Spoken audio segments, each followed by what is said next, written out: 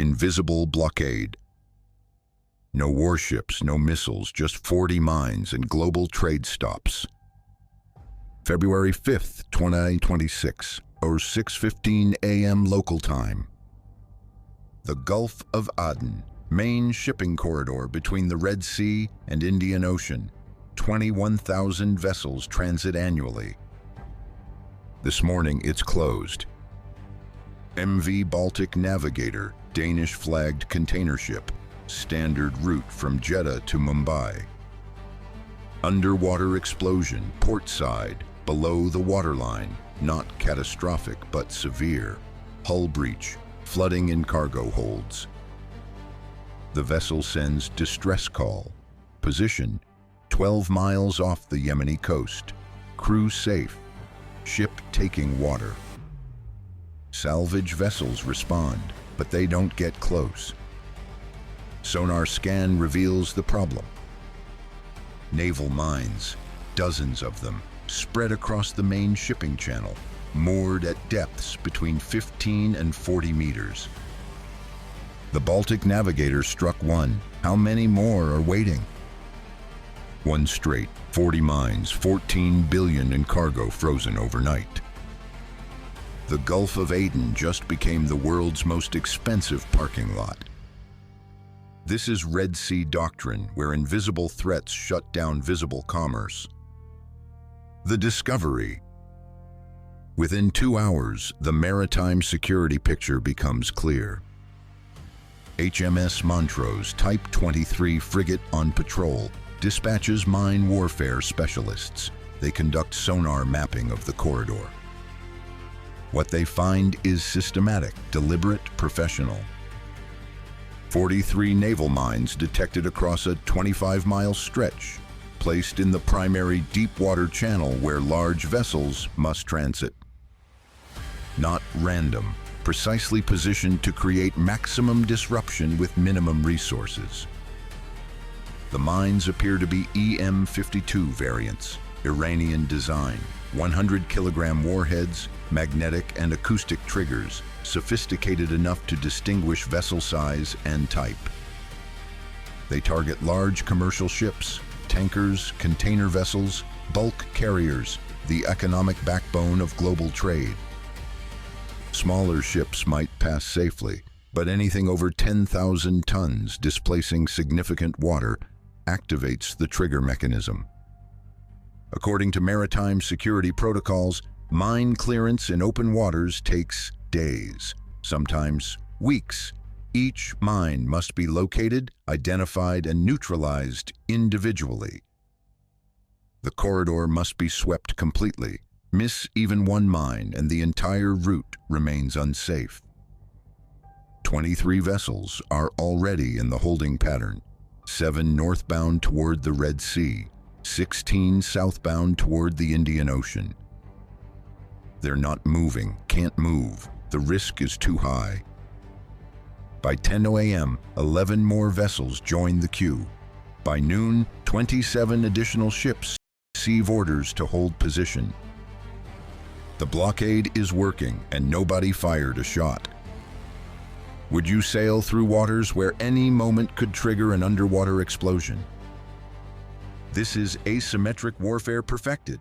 Low-cost tools creating high-value paralysis. The economic impact. Let's calculate what's frozen in those waters. 50 vessels holding position by mid-afternoon. Average cargo value, $280 million per vessel. Total value at stake, $14 billion, and that number rises every hour. Each day of delay costs shipping companies an average of $400,000 per vessel in operational expenses, crew salaries, fuel consumption, port fees, insurance. Multiply that across 50 ships, $20 million per day in direct costs. Then come the indirect effects. Just-in-time manufacturing supply chains start breaking down within 72 hours. Asian factories awaiting European components face production stops. Automotive plants in Germany calculate they have 4 days of parts inventory.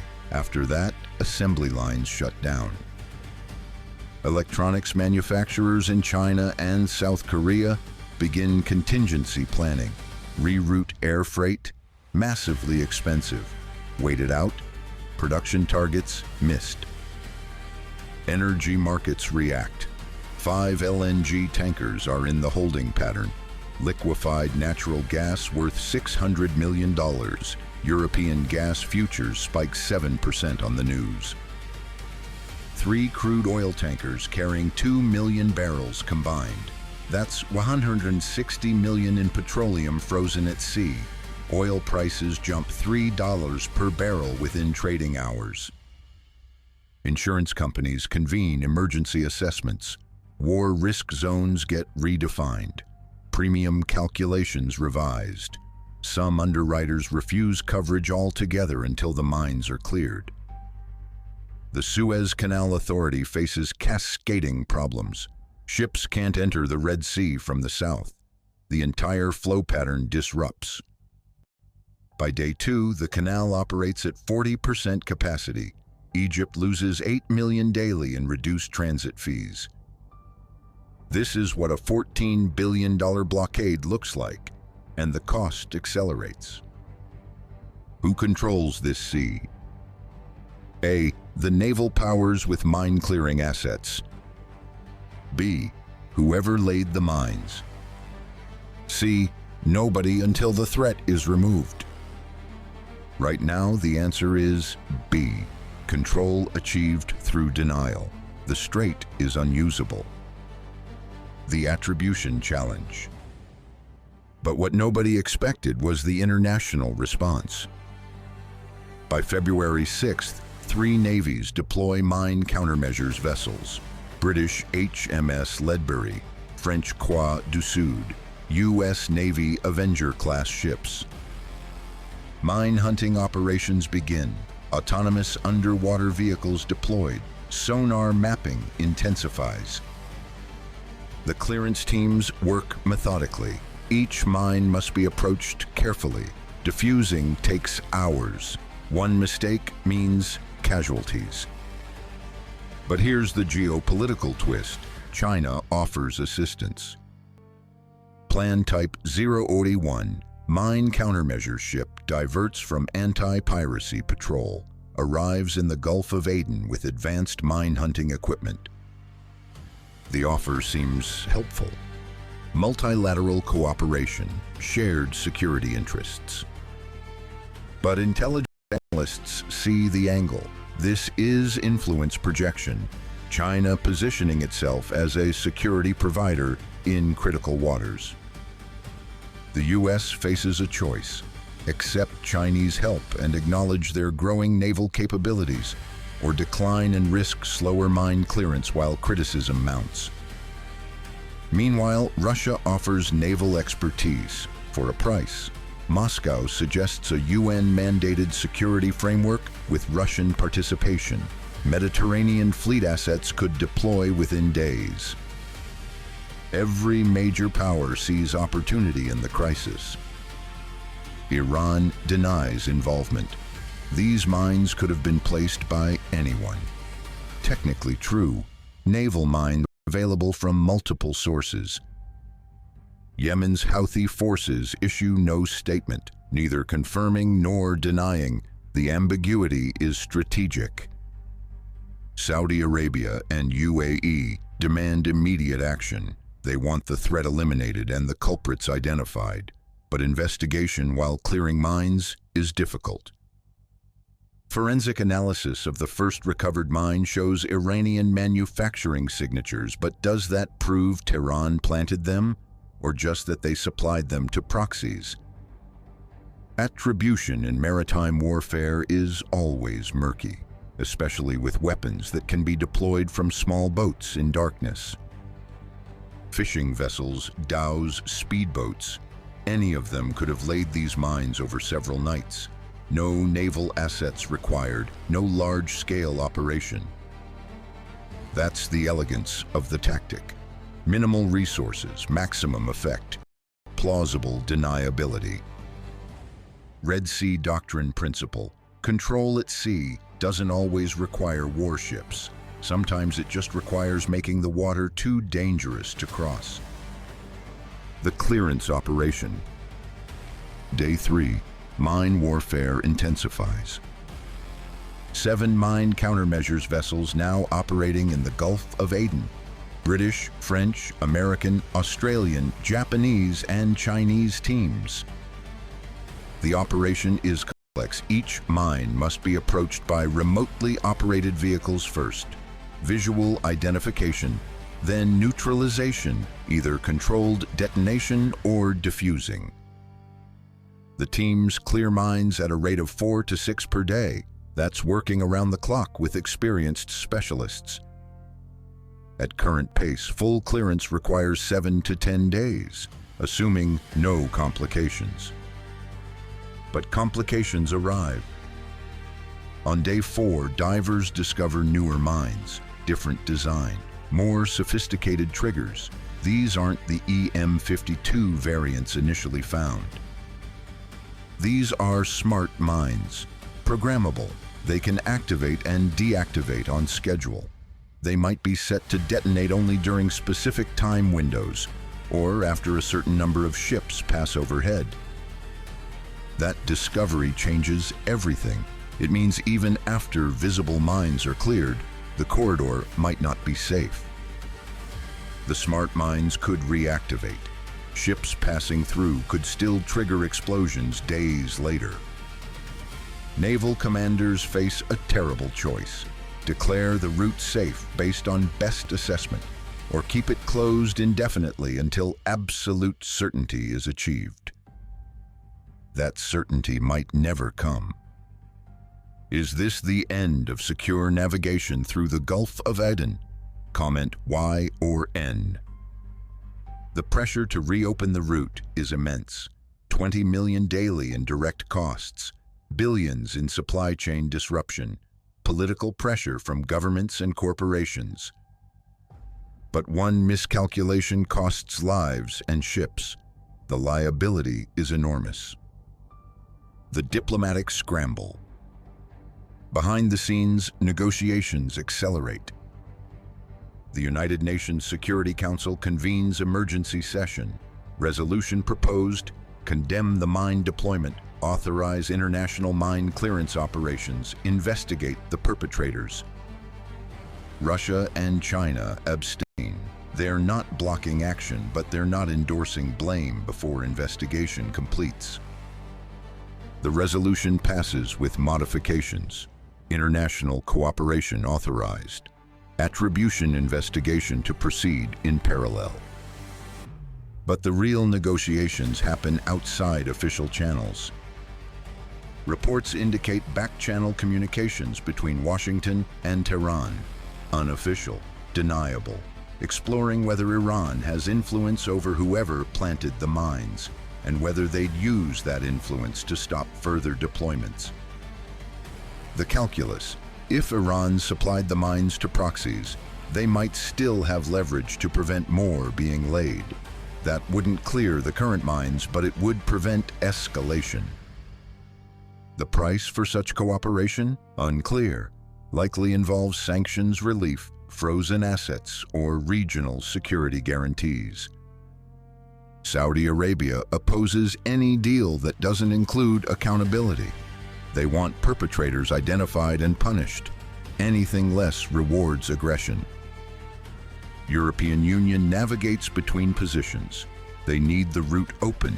Energy security depends on it. But they can't appear to negotiate with actors who threaten commerce. China positions itself as neutral mediator. Beijing proposes multilateral security framework for Red Sea and Gulf of Aden. All nations contribute forces, shared responsibility. The proposal gains traction, not because everyone trusts it, but because options are limited. India, Japan, and South Korea express interest. They're trade-dependent nations. Secure sea routes matter more than political positions. A week into the crisis, an outline emerges. International mine clearance continues. Shared security patrols begin. Diplomatic investigation proceeds, and everyone pretends this won't happen again. Nobody believes the last part, but it's the best option available. What breaks next, the blockade, diplomatic trust, or the illusion of security? The economic realignment. By day 9, 41 mines cleared, 2 remain. The corridor is nearly open. But the damage extends beyond the immediate crisis. Insurance companies permanently increase war risk premiums for Gulf of Aden transits. The blockade proved that mines can be deployed anytime. The threat is now permanent. Shipping companies calculate new routes. Some decide the Cape of Good Hope is worth the extra cost if it avoids mine risk. That's a 14-day detour and $2 million in additional fuel. For certain cargo types, high-value, time-sensitive, the Red Sea route remains necessary, but for bulk commodities, the economics shift. 6 major shipping lines announce partial rerouting, not abandoning the Red Sea entirely, but diversifying routes to reduce exposure. That's 8% of total traffic shifting away from Suez Canal. Egypt's annual revenue drops by $800 million. The geopolitical implications spiral outward. If the canal loses relevance, Egypt loses leverage. Regional influence shifts. China accelerates alternative infrastructure. Belt and Road Initiative routes through Central Asia become more attractive. Rail networks from Asia to Europe avoid maritime choke points entirely. Russia promotes Northern Sea route through Arctic waters. As ice melts, that passage becomes viable for more months each year. It's longer, harsher, but mine-free. One blockade triggers decades of strategic recalculation. That's the power of choke point denial. The doctrine at work. Red Sea Doctrine exists to explain these dynamics. Naval mines are 19th century technology, simple, cheap, effective. They still work because physics hasn't changed. A 100-kilogram warhead under a ship's hull is catastrophic regardless of technological advances in missiles or drones. The sophistication comes in deployment and targeting. Modern mines can distinguish ship types. They can be programmed. They can remain dormant until triggered remotely. That combination, old technology, new programming, creates outsized effects. 43 mines shut down a corridor serving 21,000 vessels annually. Cost to deploy, perhaps $2 million total. Economic damage exceeds $10 billion in the first week alone. That's asymmetric warfare mathematics, small investment, massive disruption. The lesson for naval strategists: advanced fleets with billion-dollar warships remain vulnerable to cheap, persistent threats they can't eliminate quickly. The lesson for economic planners: global trade depends on assumptions of safe passage. Challenge those assumptions and entire systems destabilize. The final count. February 15th, the last mine is neutralized. The Gulf of Aden corridor reopens. Vessels begin transiting, cautiously, slowly. Sonar sweeps continue. 53 ships resume journeys. Delayed cargo reaches ports. Supply chains restart. Markets stabilize. But nothing returns to normal because everyone knows it could happen again tomorrow. Who laid the mines? Official investigation continues. Attribution remains disputed. Iran denies. Proxies stay silent. Evidence points in multiple directions. Perhaps that's the point. The ambiguity is strategic. The threat can return anytime from anyone. Deterrence becomes impossible when you can't identify the adversary. Mine-laying equipment is simple. Small boats suffice. The technology is accessible. The effect is proven. This won't be the last time mines appear in these waters. The precedent is established. The tactic works. Will shipping routes permanently shift? Will naval powers maintain mine clearance assets in region indefinitely? Will the next blockade last longer? These aren't hypothetical questions. They're planning assumptions for everyone dependent on Red Sea trade. Subscribe to Red Sea Doctrine, where sea power decides everything. The mines are cleared, but the strategy remains.